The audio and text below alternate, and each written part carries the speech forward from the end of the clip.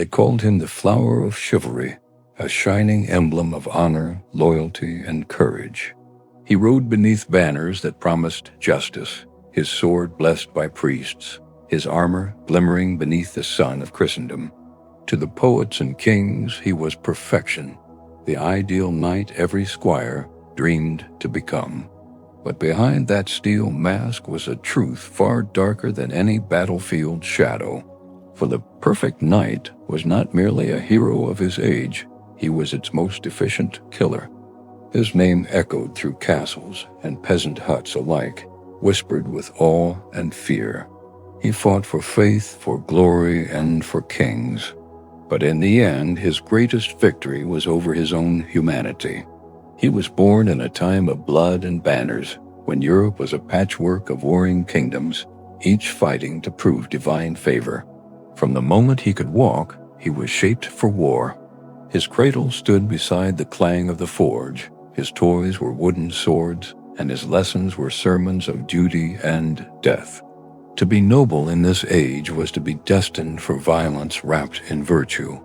From the age of 7, he was taken from his mother's arms to serve as a page in a great lord's castle. There he learned to polish armor, carry lances, and serve at the feast. Humble beginnings, for one meant to spill royal blood. His tutors spoke of God and honor as if they were weapons themselves, sharpening his mind for obedience and his heart for sacrifice.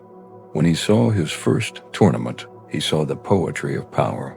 Gleaming armor, banners snapping, the thunder of hooves, and then impact. Men broken, horses bleeding, cheers roaring.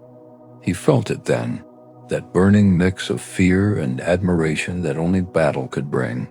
The perfect knight was being born not from nobility of heart, but from fascination with domination.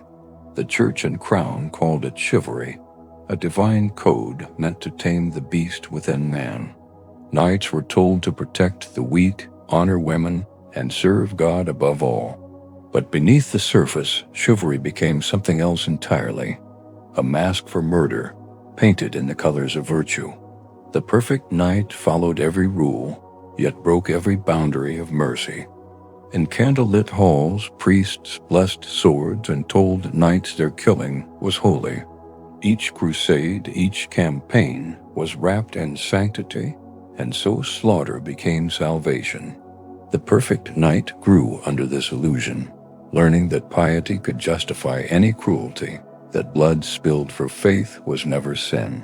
When he looked upon the battlefield, he no longer saw men, he saw souls to be judged, enemies to be purged. His heart, once filled with youthful pride, hardened into devotion. To obey was to be righteous, and to kill was to serve. The church called him a defender of Christendom. The people called him something else, death in armor. His first real battle came at dawn. Mist covered the fields, muffling the cries of men waiting to die. The young knight, barely 20, held his lance with trembling hands as his commander's banner rose. Then came the order, charge. The ground thundered beneath hooves, the sky filled with the screams of impact, and the air turned to fire and iron. He struck his first man, a peasant soldier, terrified and untrained. The lance splintered through flesh and mail, and in that instant he felt both horror and ecstasy. The training, the prayers, the oaths, they all led here to the sacred act of killing. When the battle ended, he could not wash the blood from his hands. He didn't try. From that day, something in him changed. His eyes no longer lingered on the faces of the fallen. He began to crave battle like a drunk craves wine. His commanders praised him for his bravery, calling him a knight of God's wrath. But deep within, he knew it wasn't divine purpose driving him. It was hunger, a hunger that would consume him whole. The perfect knight became a legend. Songs carried his name across Europe, from the frozen north to the burning Crusader states. He won duels, conquered castles, and brought kings to their knees. His coat of arms was feared like a curse. When it appeared on the horizon, armies faltered. He was the embodiment of victory. But every triumph came with a shadow. The more he killed, the less he felt. The code of chivalry that once defined him had become meaningless words. Honor was now measured in corpses. He began to take pleasure in fear, in the silence before the slaughter, in the desperate eyes of his enemies. At night, he prayed harder than ever. He begged for forgiveness between the sounds of steel being sharpened. Yet when dawn came and the banners rose, he rode out smiling. The perfect knight still spoke of God, but in truth he had begun to worship only one thing: war itself. The church called for holy war, and he answered. Across the sea, in lands of dust and gold, the perfect knight joined thousands marching under the cross. They were told they fought for the soul of Christendom. But as cities burned and rivers ran red, he saw what holy vengeance truly meant. He learned new ways to kill, new ways to conquer. The East taught him cruelty refined, fire, siege, starvation. The infidel became an excuse for horror. He rode through streets filled with smoke and prayer, cutting down the helpless while priests sang hymns behind him. It was no longer war, it was extermination. When the campaign ended, he returned home changed. His faith was ashes, his conscience numb. Yet Europe hailed him as a hero, a savior. They saw his scars as proof of holiness, not guilt. And so the perfect knight was reborn again, not as a champion of virtue, but as the church's most blessed butcher. When he returned to Europe, the perfect knight was greeted as a saint of war. Cities rang with bells, nobles feasted in his honor, and kings draped him in gold. But the eyes that once sparkled with pride were now hollow, reflecting the ghosts of distant lands. He had fought for Christendom, but in truth he had buried his soul in the sands of Jerusalem. At banquets, men begged for tales of his victories, yet he spoke little. The stories he told were polished, heroic, glorious. Nothing like the screams he remembered. But when he looked at his reflection, he no longer saw a knight.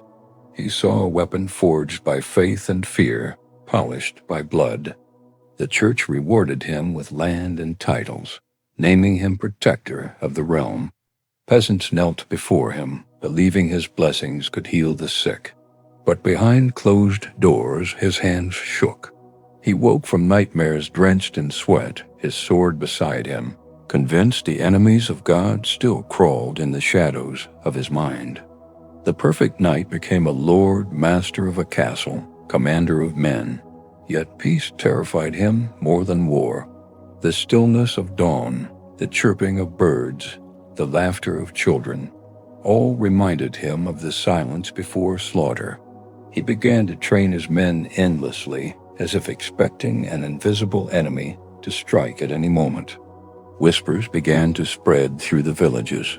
They said their lord had changed, that his eyes followed people too long, that he prayed alone for hours, muttering strange things. The same man who once inspired armies now inspired fear in his own hall. Servants avoided him, and his horses flinched at his touch. At night, he walked the castle corridors like a restless spirit.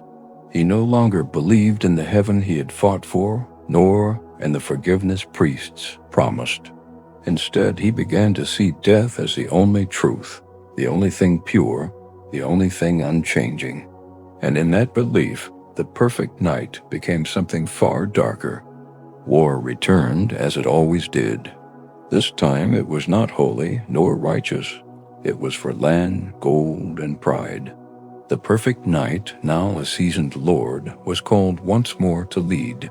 His armor still fit, his sword still sang, but his heart was colder than iron. He accepted without hesitation, because war was the only place he still felt alive. He gathered his men, those loyal enough to follow him despite the fear he inspired. His banners rose again, this time not in God's name, but in his own.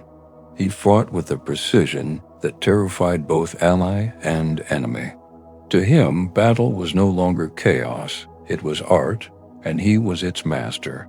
One night before a siege, he made a vow not to God, not to his king, but to death itself. He swore to never lay down his sword until the world remembered his name. That oath sealed his fate. The perfect knight had become a monster who no longer sought glory, only legacy written in blood. The Siege of Ironvale became his masterpiece, and his curse. The fortress was said to be impenetrable, its defenders unbreakable. For months he encircled the walls, cutting off food, poisoning wells, and unleashing every cruelty he had learned in the East. To his men, it was strategy. To him, it was worship. When the walls finally fell, he did not stop the slaughter. He ordered no quarter, no mercy. Women, children, even animals, all perished. The fires burned for 3 days, and the smoke could be seen for miles. When it ended, he walked through the ashes in silence, as if surveying a work of art. Bards would later sing of the victory, calling him invincible, chosen by destiny. But the survivors, those who crawled from the ruins, called him something else, the Iron Saint. To them, he was not a man blessed by God, but cursed by the devil. And for the first time, he began to believe they might be right. As his legend grew, so did his enemies. The same nobles who once praised him now feared him. Kings saw him as a threat, the church as a weapon they could no longer control. Rumors whispered through courts that the perfect knight had made pacts with darkness, that his victories came not from skill, but sorcery. One winter night, messengers arrived bearing royal seals. He was summoned to answer for his crimes against the crown, but he knew what it meant: betrayal. His own king, the man he had fought for, now sought to destroy him. Rage burned in him like wildfire, old loyalties turning to ash. Instead of surrendering, he fortified his castle, preparing for war against the very kingdom he once protected. The perfect knight had turned rebel, not for freedom or justice, but because he could not accept defeat. The code that once bound him had broken. All that remained was vengeance. The king's army came like a storm, banners filling the horizon, catapults roaring, priests blessing the siege. The perfect knight stood upon his walls, watching the forces of the realm he had built, now set to destroy him. For weeks he fought with the fury of 10 men, refusing to yield. His fortress became a graveyard of loyalty. When the walls finally crumbled, he led the charge himself, cutting through enemies like a specter. His sword, once a symbol of honor, had become an instrument of pure carnage. But even the greatest warrior cannot fight the tide forever. Surrounded and wounded, he fell upon the blood-soaked earth. Captured, he was brought before the king. The same man who once crowned him with laurels now condemned him as a murderer and traitor. There was no trial, only silence. The perfect knight looked upon the faces of his judges and saw the same hypocrisy that had birthed him, and he laughed, long, bitter, and free. They chained him in a stone cell beneath the royal keep, where sunlight never reached. The damp walls whispered with the ghosts of his past, and his mind became a battlefield of memory. He remembered every prayer he ever muttered, every scream he had silenced, every man he had slain. There was no penance deep enough to cleanse him now. Priests visited, offering forgiveness if he would confess his sins, but he refused. He told them he had nothing to confess, for everything he had done in obedience to them, to God, to kings. His silence frightened even his captors. They called him unrepentant, cursed. Months passed, then years. His hair turned white, his strength faded, yet in his eyes burned that same cold fire. The man who once led armies now sat alone in darkness, still undefeated in spirit. The world had forgotten him, but death had not. It waited patiently, as it always does for those who once thought themselves immortal. One night an old monk came to him, a man who had once served as his squire. The monk begged him to confess, to die in peace. The perfect knight looked at him and smiled, the same smile he wore on the battlefield. He said he had nothing left to confess, only truths the world was too afraid to hear. He spoke of kings who preached mercy but demanded blood, of priests who blessed swords and called it faith, of nobles who called murder duty and slaughter honor. He said he was not the sinner, he was their mirror. The perfect knight had only become what they truly were, stripped of lies. When the monk wept, he whispered one last word, "Forgive yourself." The knight turned his gaze to the cell wall and said nothing. By dawn, he was gone, not with prayer, but with a faint smile. In death, he found what life had denied him, silence. The years passed, and his story twisted into legend. Some called him a martyr of truth, others a monster. The church erased his name from the records, yet his deeds survived in whispers and ballads sung by wandering minstrels. Children were warned to behave, or the Iron Saint would rise from the grave to claim their souls. Historians argued whether he had been righteous or damned, but every chronicle agreed on one thing: he changed the meaning of knighthood forever.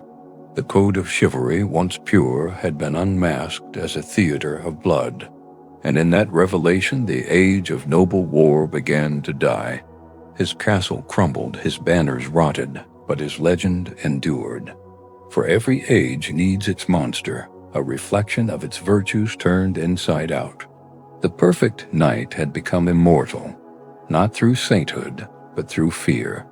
Centuries later, his story still lingers, in dusty manuscripts, in forgotten tombs, in the cold eyes of statues no one prays to anymore. The world remembers him not as a man, but as a question. Can one truly serve honor without becoming enslaved by violence? Can a killer ever be a hero if his faith justifies his blade? Every knight who rode after him, every soldier who prayed before battle, carried a shadow of his soul. The perfect knight became the ghost haunting every code of war, a reminder that righteousness without mercy is just cruelty wearing armor. His story is not of one man, but of an entire age's blindness. And so the tale ends as it began, with steel, blood, and prayer. The perfect knight, born from chivalry, died by its hypocrisy. Yet his legacy endures, carved not in marble or scripture, but in the silent fear that every saint given a sword can become a killer.